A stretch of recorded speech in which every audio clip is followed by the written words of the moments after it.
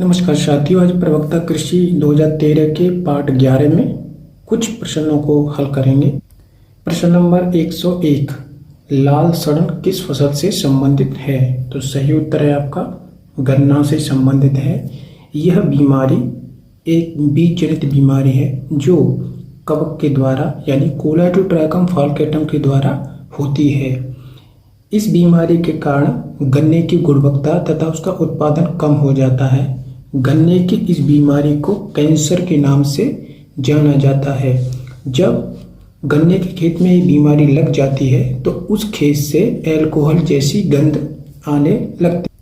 अतिरिक्त जानकारी क्या है इस प्रश्न में साथियों? जैसे आलू का 85 झुलसा, इसमें 90% तक नुकसान हो जाता है और ये भी किसके द्वारा होती है? ये कवक यानी फाइटोफथोरा इन्फेस्टांस के द्वारा होती है। ये भी एक बीज जनित बीमारी है। इसी के कारण आयरलैंड में सन 1845 में अकाल पड़ी थी। इसके बाद देखते हैं धान में एक बीमारी लगती है जिसका नाम है उदबट्टा। ये एफिलिस ओराइजी यानी कवक के द्वारा होती है।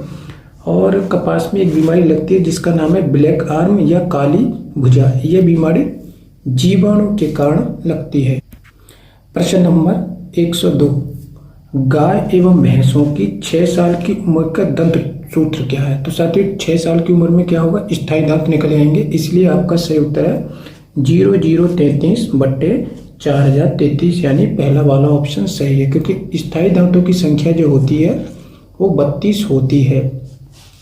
गाय का या भैंस का जो उपली जबड़ा होता है, ये वाला जबड़ा, इसमें क्या होता है? कृंतक दांत तथा कील दांत नहीं पाए जाते हैं तथा नीचे के जबड़े में भी कील दांत अनुपस्थित होते हैं। इसका यहाँ पे सूत्र लिखा हुआ है और ये दांत जो होते हैं किसमें पाए जाते हैं? जोड़े में पाए जाते हैं।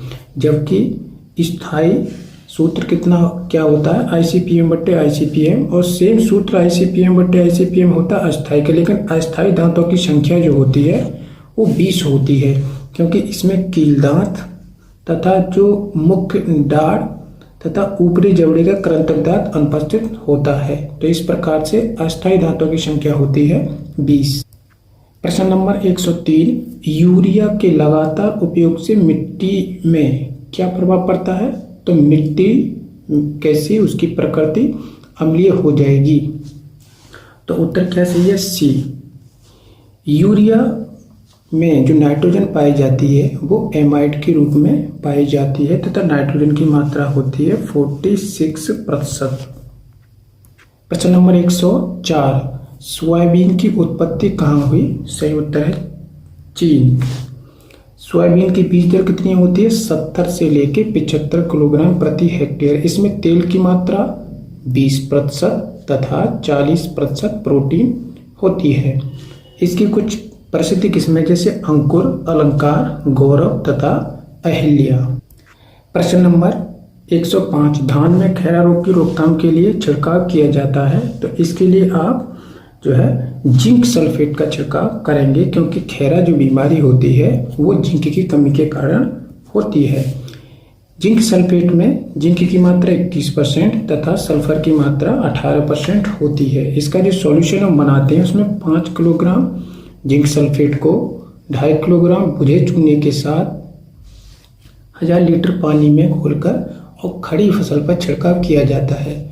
इसकी खोज यानी खैरा जो डिजीज है इसकी खोज जो है डॉक्टर YL लेने ने पंतनगर में की थी।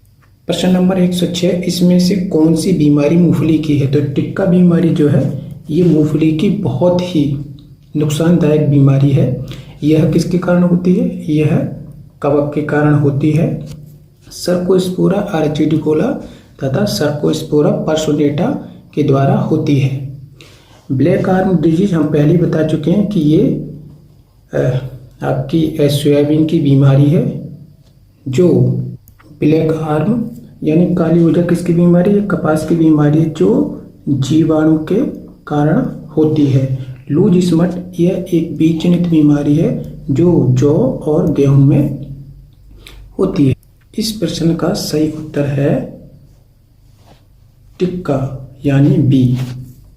प्रश्न नंबर 107, सरसों का सफेद फफोला रोग जो किसके कारण होता है? कवक के कारण होता है, जिस कवक का नाम है एल्बियो कैंडिडा। इसका वर्ग पूछा गया है तो इसका उत्तर सही है ओमाइसिटीज। जो बेसिडियोमाइकोटा होता है साथियों, इसको किसके नाम से जानते हैं? कवक फंजाई के नाम से जानते हैं। जबकि जो एस्कोमाइसिटीज होती है इसके अंतर्गत ही क्या आती है? पाउडरी मिल्ड्यू यानी चूड़िल आछता। प्रश्न नंबर 108, प्रकृति का गिफ्ट है तो सही उत्तर है प्रकृति का गिफ्ट क्या है? खेत। प्रश्न नंबर 109, यूरिया में नाइट्रोजन की मात्रा होती है, उत्तर सही है 46%। प्रश्न नंबर 110, प्रकाश संश्लेषण में ऑक्सीजन कहाँ से निकलती है? तो साथियों ऑक्सीजन कहाँ से निकलती है? जल से निकलती है। जबकि जो CO2 होता है इससे किसका निर्माण होता है? आपका जो ग्लूकोज होता है CO2 से इसका निर्माण होता है। जबकि ऑक्सीजन कहाँ से निकलेगी? जल से। तो सही उत्तर क्या है आपका? बी। प्रश्न नंबर 111, फेलर्स माइनर फसल का खरपतवार है तो ये गेहूं का कैसा खरपतवार है? नकलची। ये गेहूं का नकलची खरपतवार है जिसको बोलते हैं मिमिक्री बीट। प्रश्न नंबर 112, बहुगुणीयता किस फसल में पाई जाती है? तो बहुगुणीयता पाई जाती है साथियों सिट्रस में। होता क्या है कि एक बीज से अधिक पौधों का बनना। बहु का मतलब होता है बहुत सारे, भ्रूण का मतलब होता है भ्रूण, यानी एक ही बीज के अंदर जब बहुत सारे भ्रूण होते हैं तो उनसे क्या होता है? एक साथ कई अंकुरण निकलता है, जिसी को क्या बोलते हैं? बहुभ्रूणता। जैसे सिट्रस यानी नींबू में, जामुन में और आम में यह पाई जाती है। प्रश्न नंबर 113, निम्न में से चिप्स बनाने के लिए कौन सी प्रजाति योग्य है? तो चिप्स बनाने के लिए जैसे चिप्सोना 1, चिप्सोना 2 तथा लोहकार प्रजाति हैं। चिप्स बनाने के लिए साथियों जो स्टोरेज तापमान होता है वो 10 से 12 डिग्री सेंटीग्रेड रखा जाता है तथा उन्हीं की बनाई जाती है जिन किस्मों में शुष्क पदार्थ की मात्रा 18% से अधिक होती है। प्रश्न नंबर 114, टेट्राजोलियम क्लोराइड किससे संबंधित है? तो यह वाइबिलिटी से संबंधित है, यानी बीजों के ओज या उनकी उगने की क्षमता से संबंधित है। इसका जो पूरा नाम है 2,3,5 ट्राइफेनिल टेट्रासोलियम क्लोराइड। त्वरित गति से बीजों का परिचय अंकुरण की क्षमता कैसे पता किया जाता है? मात्र 24 से 48 घंटे में। इसमें क्या होता है साथियों, जो बीज होता है 48 घंटे बाद जब उसको काटते हैं 2 भागों में तो उसके एम्ब्रियो का जो रंग आता है उसके भ्रूण का रंग कैसा आता है? चमकीला लाल रंग आता है। इसकी खोज जो है सन 1942 में जॉर्ज लेकोन तथा उनके सहयोगियों के द्वारा की गई थी। प्रश्न नंबर 115, प्रकाश संश्लेषण के फोटो सिस्टम सेकंड में मैग्नीज का उद्देश्य क्या होता है? ऑक्सीजन की उत्पत्ति कराना। क्योंकि ये मैग्नीज क्या करता है साथियों? इस जल को तोड़ने का काम करता है जिससे ऑक्सीजन मुक्त होती है। तो उत्तर आपका क्या सही है? ए। प्रश्न नंबर 116, इनमें से कौन सा तत्व मुख्य पोषक तत्व है? तो मैक्रोन्यूट्रिएंट कौन कौन से होते हैं साथियों? जैसे CMGS, NPK। तो सही उत्तर क्या है इसमें? मैग्नीशियम। प्रश्न नंबर 117, आपूर्ति और आय का संबंध होता है तो इसका संबंध कैसा होता है साथियों? इसका सीधा यानी डायरेक्ट संबंध होता है। कैसे? आपूर्ति कोई भी दुकानदार किसी भी वस्तु की आपूर्ति तब करेगा जब उसका मूल्य यानी प्राइस ज्यादा होगा। अगर किसी वस्तु का मूल्य को आप डाउन कर दो यानी मूल्य को अगर आप कम कर देंगे तो उसकी आपूर्ति भी क्या हो जाएगी? कम हो जाएगी। इसलिए कैसा संबंध है? ये सीधा संबंध है। जबकि साथियों डिमांड और सप्लाई इनके बीच में जो संबंध होता है वो कैसा होता है? विरोधाभास संबंध होता है। विरोधाभास संबंध होता है सप्लाई और डिमांड के बीच में। प्रश्न नंबर 118, प्रकाश संश्लेषण किस प्रकाश में अधिक होता है? तो उत्तर सही है लाल। साथ ही जो रेड होता है इसमें सबसे अधिक प्रकाश होता है, जबकि सबसे कम जो प्रकाश संश्लेषण की दर होती है किसमें होती है?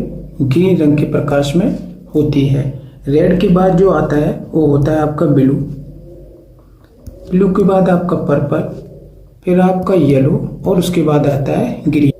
प्रश्न नंबर 119, मटर की पत्ती रहित किस्में तो जैसे कि नाम से अपर्णा साथियों हरियाणा कृषि विश्वविद्यालय के द्वारा निकाली गई है किस्म। Directorate of plant protection and quarantine storage कब बना था साथियों? ये आपका हरियाणा में है, जो 1946 में बना था। प्रश्न नंबर 121, पौधे फास्फोरस को किस रूप में ग्रहण करते हैं? तो H2PO4 और माइनस की एक बैलेंसी। प्रश्न नंबर 122, बी नोज से क्या नापते हैं? तो इसके द्वारा फ्लो ऑफ वाटर यानी जल का बहाव इसके द्वारा मापा जाता है। प्रश्न नंबर 123, निम्न में से कौन सा सुमेलित नहीं है? तो साथियों सी ये बिल्कुल सही है, जो कि भी सही है, गन्ना की सही है। जबकि HD 2285 किसकी किस्म है? गेहूं की है, इसलिए ऑप्शन क्या सही है आपका?